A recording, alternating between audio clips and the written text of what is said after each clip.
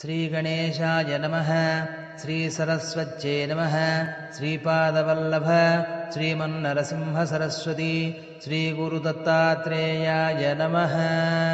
दत्तात्रेयं महात्मानं वरदं भक्तवत्सलं प्रपन्नार्तिहरं वन्दे स्मृत्रगामी सनोऽवतु। दीनबन्धुं कृपासिन्धुं सर्वकारणकारणं सर्वरक्षाकरं वन्दे स्मृत्रगामी सनोऽवतु।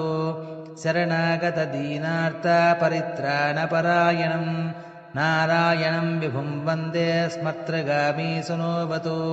सर्वानर्थहरं देवं सर्वमङ्गलमङ्गलं सर्वक्लेशहरं वन्दे स्मृत्रगामी सनोऽवतु।